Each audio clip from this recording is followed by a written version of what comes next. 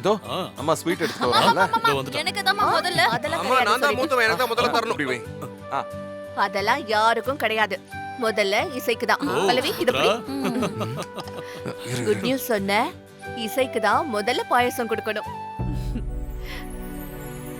இசை இந்தம்மா பாயசம் சாப்பிடு. இந்த இசை ஆ ஆ காட்டு. ஆ ம்.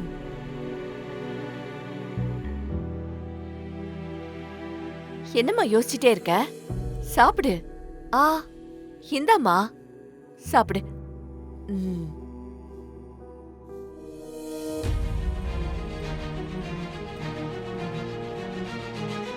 ஆ ம்.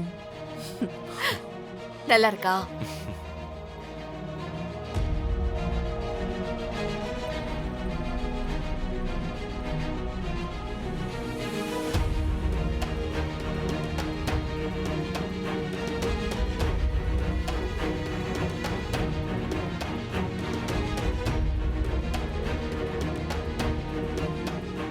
இசை இந்த மாதிரி நேரத்துல தான் நீ ரொம்ப கவனமா இருக்கணும். குனிஞ்சு நிமிந்து எந்த வேலையும் செய்யக்கூடாது. வேகமா நடக்க கூடாது. மனச அமைதியா வச்சுக்கணும். புரிஞ்சுதா? புரியுது. விஷால் அம்மா அடிக்கடி இசை கூட விளையாட்டுக்கு கூட சண்டை போடக்கூடாது. இவளை டென்ஷன் பண்ணவே கூடாது. இவளை நீ தான் பத்திரமா பாத்துக்கணும்.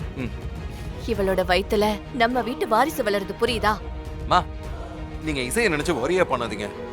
அவ கால் கூட தரையில படாத மாதிரி அப்படியே அலேக்கா தூக்கிக்கிட்டே இருக்கேன். போதுமா?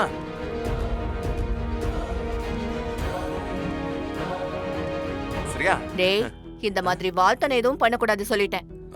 இசை இவன் கூட இனிமே தனியா எங்கேயும் போகாதம்மா. தூங்கும் போது கூட நேரா படுக்காம ஒரு பக்கம் சாஞ்சிதான் படுக்கணும். புரிஞ்சுதா? காஃபி ஃப்ரெண்ட், இப்பதான் விஷாலுக்கு விஷ் பண்ணி முடிச்சேன். இப்போ உங்களுக்கு சொல்லிடுறேன். என்னை பெரியப்பாவை ப்ரொமோட் பண்ணதுக்கு ரொம்ப தேங்க்ஸ்.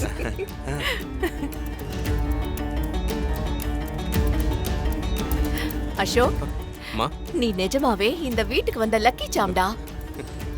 நீ வந்த நேரம்தான் நம்ம குடும்பத்துக்கு வாரிசு வரப்போகுது.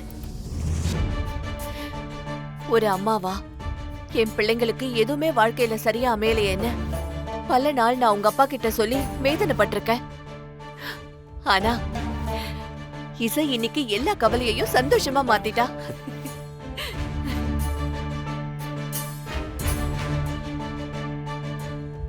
நீ சொல்றது எல்லாமே சரிதான் சுபத்ரா. நம்ம வீட்டோட பழைய சந்தோஷத்தை என் பேரன் அசோக்கும் என் பேத்தி வயித்துல வளர என் கொள்ளு பேரனும் திரும்பவும் கொண்டு வந்துட்டாங்க. ஆமாங்க அத்தை.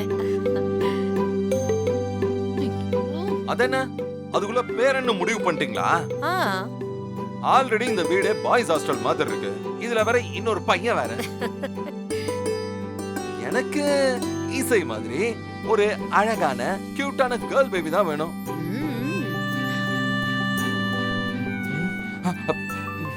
இவன் மியூசிக் டைரக்டர் ஆகிறதுக்கு பதிலா இவன் எங்கேயாவது நடிக்க போயிருக்கலாம். என்ன நடிப்பு நடிக்கிறான்.